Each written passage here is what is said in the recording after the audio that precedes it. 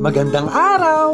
For today's video, samahan nyo kami ni Bingo at babalik tayo sa Bicol. Matapos nga ang isang mahalagang lakad na aming dinaanan, nag-request itong si Lola na dumiretso na kami sa Kasiguran, Sorsogon upang muling bisitahin ang aming mga kamag-anak doon. At sa pagkakataon ngang ito, mukhang mapapalaban itong si Butiki dahil may 16 na oras nga ang aming lalakbayin mula sa Bulacan hanggang sa aming destinasyon. At nang makarating na nga kami sa Atimonan, Quezon noong bandang hapon, eto't nagpahinga muna kami sa Gedli para kumain na rin ang aming hapunan. At maya-maya pa, etong si Isabel, hayun at nakikipagharutan na pala kay Jollibee. Baby Isa, lumayo ka dyan kay Jollibee. Pag ikaw tinusok ng buntot niya, lagot ka. Bingo anak, hindi nanunusok si Jollibee. Mabait kaya yan. Halika't magpa-picture tayo, dali. Tatay, ano ba yung si Jollibee? Baboy o langgam? Bakit meron pasungay? Ay nako, anong langgam? Bubuyog si Jollibee anak. Halina't magpa-picture na tayo, dali. Smile! At matapos nga ang masarap na hapunang iyon, ilang oras lang ang nakalipas, heto't nakarating na kami sa Camarines Sur. Tatay, kaldahin mo naman po ako. Kanina ka pa nagdadrive. Balik naman kayo ni Lolo naman na Bella. Wala ka na time sa akin. At dito nga rin sa Camarines Sur, nakilala namin ang mga dog lovers na ito na sobrang natuwa at nagwapuhan kay Pogi. At ilang oras pa ang lumipas, sa wakas, nadatnan namin ang napakagandang view ni Mount Mayon dito sa Albay. Tatay, ang ganda-ganda po talaga dito sa Bicol, no? Kaya lang, katagal-tagal naman ang biyahe. Kasakit-sakit na ng puwit ko. Konting tiis na lang anak, nandito na tayo sa Kasiguran, Sorsogon, no? Isang oras na lang halos ang biyahe, makakarating na tayo dun kila Tita Maricel. Ay, salamat. Kanina pa ako nauutot. Uututan ko kayo lahat dito. Sige. Dito nga kami mag-i-stay sa Burgos kila Tita Maricel sa unang araw namin dito sa Bicol. Tay, pa-drive nga po ako kahit saglit lang. Kahapon pa kayo ni Lolo drive ng drive ng drive. Magagandang tanawin, sariwang hangin at ang simpleng pamumuhay ng mga tao rito ang tiyak na babalik-balikan mo at hindi mo pagsasawaan. At sa wakas, sa awa tulong ng Diyos, nakarating kami ng ligtas dito kila Tita Maricel. Tay, di ba po pupunta tayo sa SM Sorsogon mamaya? Kasi makikipagkita tayo sa mga followers ko, di ba? Oo anak, dadaan lang tayo saglit kay Tita Landa, dun sa panganay na kapatid ni Lola. Tapos, didiretso na agad tayo sa SM kasama sila Tita Maricel. Ay, help me! Baka mahulog ako. Bingo nak, bakla ka ba? At matapos nga ang napakasarap na kwentuhan sa bahay nila Tita Landa, heto't dumiretso na kami sa SM Sorsogon upang makipagkita sa mga giliw nating followers. Tay, gusto ko makita lahat followers natin. Gusto ko sila yakapin. Gusto ko magpa-picture sa kanila. Siyempre naman, pero dapat mag-diaper ka muna para papasukin tayo ng gwardya. Tay, yung tanong mo sa akin kanina kung bakla ako, tsaka ko nasasagutin ha. At nang makapasok na nga kami sa loob ng mall, heto't naglaro-laro muna kami habang hinihintay natin ang ating mga followers. Ang sarap-sarap! Ang sarap-sarap pala dito. Kaya lang nakakautot, tatay. Baby Isa, tumapit kayo dyan ha.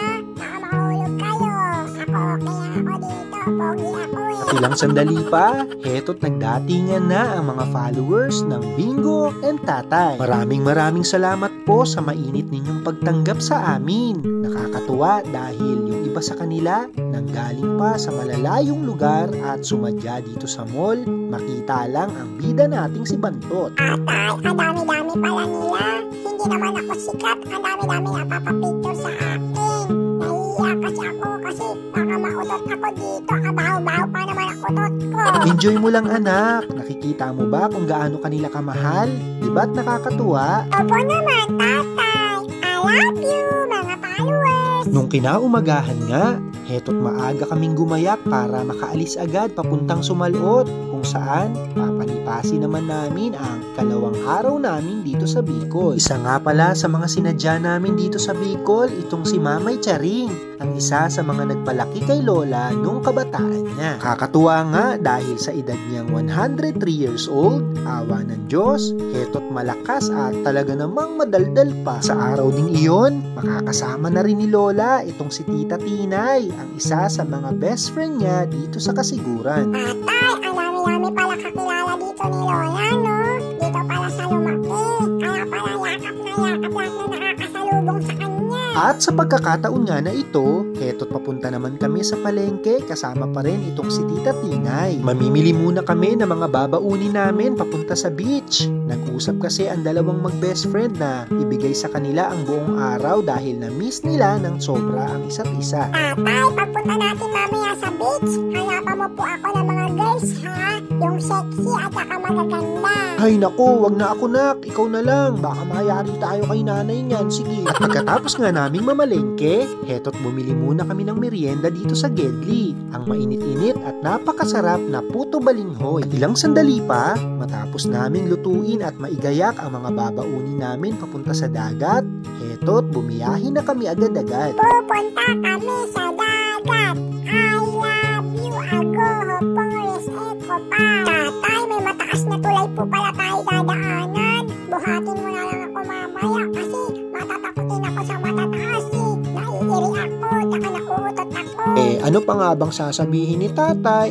Di, sige! Welcome to Agoho Forest Eco Park, isa sa mga napakagagandang beaches dito sa Kasiguran, Sorsogon. At maya-maya pa, hayun, si nanay, picture-picture lang kasama ang mga batuta sa cottage. Habang sila lola at lolo, eto't nag-ihaw-ihaw kasama si Tita Tinay. Sobrang namiss kasi ni lola at ni Tita Tinay yung kabataan nila Kaya heto, maghapon silang banding together. Ilang sandali pa, matapos ang masarap na pananghalian, Bingo anak, nasan ka? Tatay, andito po ako. Nakahanap na ako mga chicks. Ang gaganda nila Eto pa isa tayo. Super ganda. Hi ate. Alam, meron ka na yata boyfriend. Dapat hinintay mo ako. Nagmamadali ka kasi. Matapos ng man-chicks nito ni Bantot, heto't family bonding naman kami kasama si Baby Isa at ang napakagandang si Nanay. Walang paglagyan ang kasiyahan sa puso ni Tatay dahil kasama ko na naman ang mga taong ito na nagbibigay ng kulay sa araw-araw ko. Tatay, paano ako? Aso ako, hindi naman ako tao. Tao ka anak, nagkatawang aso ka lang. Tinan mo yung puso mo. Mas mabuti ka pa nga sa ilang taong kilala ko Mahal na mahal ka ni Tatay. Tandaan mo yan ha. Nakakaiyak naman tatay. Lalo na pag nahulog tayo dito. O sige na, langoy na kayo ni Baby Isa doon. Pagkaahon nyo, uuwi na tayo. Enjoy lang ha, wag dun sa malalim. At matapos nga ang napakasayang maghapon na iyon, heto't pabalik na kami sa Sumalot sa bahay ni Mamay Charing. Sa pagkakataon na ito, nagpaalam na rin kami kay Mamay Charing dahil doon kami makikitulog sa bahay ng isa sa mga best friend ni Lola. Ibang-iba talaga ang hospitality ng mga Bicolano. Damang-dama mo ang kasiyahan nila sa tuwing bibisita ka sa lugar nila. At nung kinaumagahan nga, bago kami umalis dito sa Kasiguran, heto't nagpaaraw muna kami sa gilid ng dagat. At ilang sandali pa, bago kami dumiretso sa Irosin na tutuluyan namin ngayong ikatlong araw, dumaan muna kami dito kay Tita Lolet, isa sa mga best friend din ni Lola na nagtuturo dito sa elementary school sa Kasiguran. At hayun, naging instant estudyante tuloy si Bantot. At sa pagkakataon nga na ito, heto't papunta na kami sa Irosin, Sorsogon upang bisitahin ang ilan pang mga kamag-anak namin nila Lola. Ang dami-dami pala nating kamag-anak dito tatay. Dito na lang kaya tayo tumira. Ang ganda-ganda At ilang sandali pa, heto't nakarating na rin kami dito kila Papay Ilyong, ang pinsan ni Lola na nakatira dito sa napakagandang kabukiran. At hayun, itong si Isabel, libang na libang laruin ang mga manok at ang mga bibi sa paligid. Tatay, parang masarap mag-adobo ng bibi. Tapos may gata, tas maanghang Kaya lang, di ako pwedingan Huwag kang mag-alala, palagi namang dala ni tata yung kainan mo Papabayaan ba naman kitang magutom? Hayaan mo mamaya, sasakay tayo sa kalabaw. Yan ang gusto ko. Sumakay sa kalabaw. Matapang kasi ako, di ba tatay?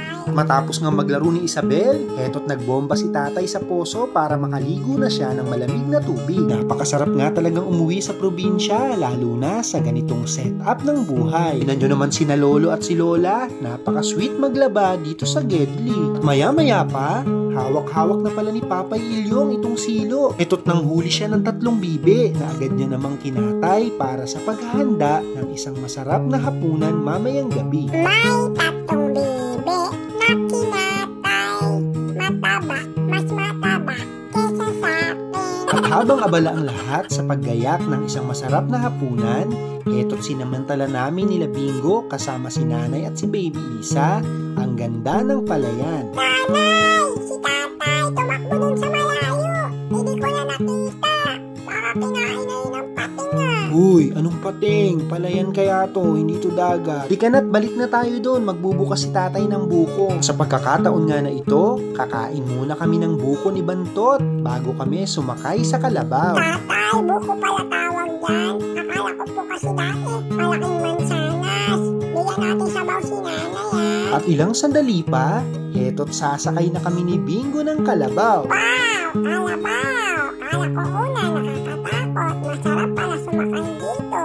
Parang ako lang din ganyan lumakad kumikembo. Sa punto pong ito, nais po namin humingi ng paumanhin sa inyong lahat. Kasi po si tatay, nagkaroon ng problema yung camera ng cellphone niya. Ayun, hindi tuloy nakuhanan yung huling mga oras namin doon sa Erosin. Gayunpaman, sana'y na-enjoy nyo pong lahat ang episode na ito. Paano? Hanggang dito na lang po muna ha. Pauwi na po kami ng Bulacan. Paalam!